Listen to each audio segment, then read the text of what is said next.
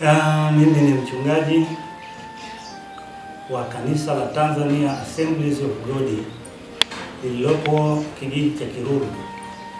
Kwa majina yangu ninaitwa Julius Mariko Nikodemo. Ninapatikana hapa kijiji cha Kiruru, wilaya ya Mwanga, mkoa wa Kilimanjaro. Tunaukaribisha hapa kanisani kwetu. Pia ninapenda kumshukuru Mungu kwa nafasi hii ambayo kwanza yeye mwenyewe Mungu aliniita kumtumikia. Na mimi nikakubali kutumika, amenileta hapa Kiruru, lakini pia niko chini ya uongozi wangu mzuri wa kanisa zuri la Tanzania Assemblies of God, likiwa chini ya mchungaji mkuu wa kanisa hili, askofu wetu mkuu Barnabas Mtokambali.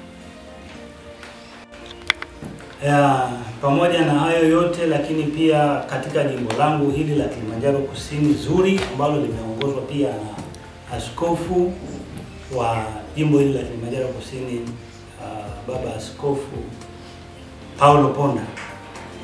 Na ninashukuru kwa kweli kwa vile ambavyo wameendelea kuniamini kukaa katika eneo hili na kufanya kazi ya Mungu. Lakini pia niko chini ya section hapa.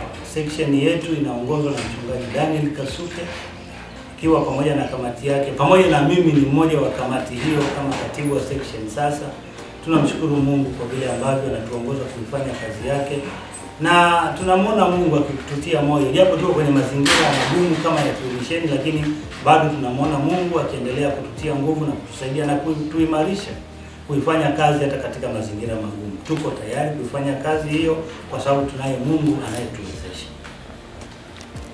Hapa kanisa letu liko mtaa wa Buguru, kijiji hiki cha Kiruru, lakini kanisa letu linaitwa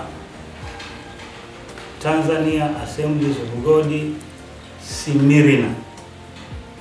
Ndilo jina la kanisa letu la hapa tunaloabudu. Ratiba zetu za ibada zinapatikana siku ya Jumanne ni wanawake saa 9 mpaka saa 11, lakini ibada za Bible studies zinapatikana siku ya Jumatano saa 8 mpaka saa 10, na siku ya Ijumaa siku ya maombi, lakini pia na mkesha wa Ijumaa unakuwepo. Tunakesha hapa, sisi hatunaga kurudi saa 4 au saa 5, tunakiingia hapa saa 2, maana yake tunakesha mpaka asubuhi alfajiri tunaondoka. Lakini pia ibada zetu za Jumapili zinakuwa hapa kuanzia saa 2 mpaka saa 6:30. Wakati mwingine kama roho ameshuka vizuri tunaishia saa 7 tunatoka. Asanteni, karibuni sana. Ndugu watazamaji wa video hii na wasikilizaji, tunazo kila sababu za kuwakaribisha kwenye kanisa letu zuri hili ambalo madhabahu yake ni ya moto, inatoa majibu kwa wale wanaoamini ni papo kwa hapo. Tunawakaribisha sana na tunawapenda sana watu wote wa kabila zote, wa dini zote, wa rika zote. Karibuni kwenye ibada zetu, mje mjionee wenyewe. Mungu awabariki.